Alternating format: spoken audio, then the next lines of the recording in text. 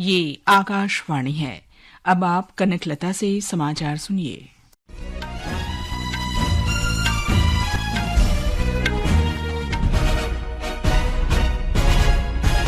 राष्ट्रपति द्रौपदी मुर्मू आज अल्जीरिया के प्रमुख नेताओं के साथ द्विपक्षीय वार्ता करेंगी और अल्जीरिया भारत आर्थिक मंच को संबोधित करेंगी। राष्ट्रपति अल्जीरिया, मॉरिटानिया और मलावी की यात्रा के पहले चरण में अल्जीरिया की राजधानी अल्जीयर्स में है। ये यात्रा अफ्रीकी देशों के साथ भारत के संबंधों को अधिक मजबूत करने पर केंद्रित है। यात्रा के दूसरे चरण में राष्ट्रपति द्रौपदी मुर्मू 16 अक्टूबर को मॉरिटानिया जाएंगी और आखिरी चरण में 17 से 19 अक्टूबर तक मलावी के दौरे पर रहेंगी। केंद्रीय संचार मंत्री ज्योतिरादित्य सिंधिया ने आज कहा कि भारत ने मात्र 22 महीनों में सभी राज्यों और केंद्र शासित प्रदेशों में 80% आबादी को कवर करते हुए 5G दूरसंचार सेवाएं शुरू कर दी हैं। नई दिल्ली में 5वीं वैश्विक मानक संगोष्ठी के उद्घाटन सत्र को संबोधित करते हुए श्री सिंधिया ने ये बात कही। उन्होंने कहा कि 5G रोल ओवर से 2040 तक अर्थव्यवस्था में $450 मिलियन का निवेश होने की उम्मीद है।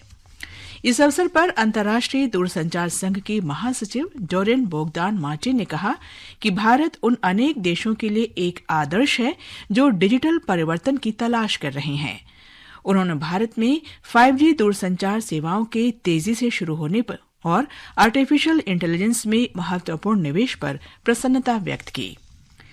दिल्ली सरकार ने बढ़ते प्रदूषण के मद्देनजर आज से सभी प्रकार के पटाखों के निर्माण, भंडारण और बिक्री पर पूर्ण रूप से प्रतिबंध लगा दिया है।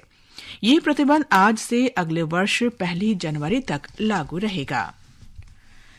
भारतीय रिजर्व बैंक के गवर्नर शक्तिकांत दास ने कहा है कि भारत एक विश्व स्तरीय डिजिटल सार्वजनिक अवसंरचना विकसित कर चुका है। इस अवसंरचना ने उच्च गुणवत्ता के डिजिटल वित्तीय उत्पादों के विकास में सुविधा प्रदान की है। उन्होंने कहा कि देश अब विश्व के तीसरे महत्वपूर्ण जीवंत स्टार्टअप पारिस्थितिकी तंत्र का केंद्र बन चुका है। यहां 1,40,000 से अधिक स्टार्टअप और 100 से अधिक यूनिकॉर्न हैं। नई दिल्ली में आज RBI at 90 उच्च स्तरीय सम्मेलन को संबोधित करते हुए श्री दास ने ये बात कही। उत्तर प्रदेश में बहराइच जिले के हरदे इलाके में कल दुर्गा प्रतिमा विसर्जन के दौरान हुई झड़प में एक युवक की मौत के बाद स्थिति तनावपूर्ण लेकिन नियंत्रण में है। हरदे थाने के SO और महसी के प्रभारी समेत 2 पुलिस अधिकारियों को निलंबित कर दिया गया है। पुलिस ने एक व्यक्ति को गिरफ्तार किया है जिसने कथित तौर पर विसर्जन के लिए हो रही यात्रा के दौरान गोली चलाई थी। इसमें एक युवक की मौत हो गई थी। हरदी इलाके के रेहुआ मंसूर गांव में कल शाम दुर्गा प्रतिमा विसर्जन के दौरान 2 समूहों के बीच हुई झड़प में कुछ अन्य लोग घायल भी हुए हैं। सर्वोच्च न्यायालय ने आज कोविड-19 वैक्सीन के कारण रक्त के थक्के जमने जैसे दुष्प्रभावों का आरोप लगाने वाली याचिका खारिज कर दी। मुख्य न्यायाधीश DY चंद्रचूड़ और न्यायमूर्ति JB पारदीवाला तथा न्यायमूर्ति मनोज मिश्रा की पीठ ने कहा कि जनहित याचिका सिर्फ सनसनी फैलाने के लिए दायर की गई थी। एक अन्य मामले में शीर्ष अदालत ने एक गैर सरकारी संगठन की याचिका को खारिज कर दिया जिसमें केंद्र को दूरदर्शन पर 24 घंटे का सिंधी भाषा का चैनल शुरू करने का निर्देश देने की मांग की गई थी। इससे पूर्व NGO सिंधी संगत की इस याचिका को दिल्ली उच्च न्यायालय द्वारा भी खारिज कर दिया गया था।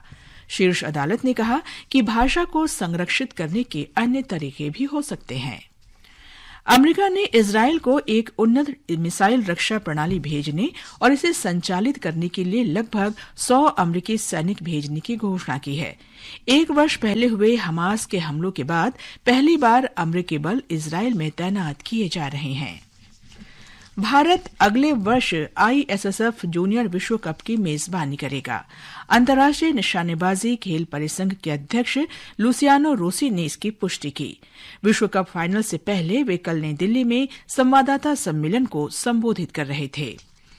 उन्होंने विश्व में निशानेबाजी की बढ़ती लोकप्रियता में भारत के योगदान की सराहना की।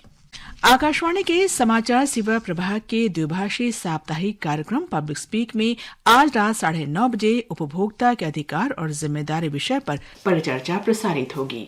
इसके साथ ही ये समाचार बुलेटिन समाप्त हुआ।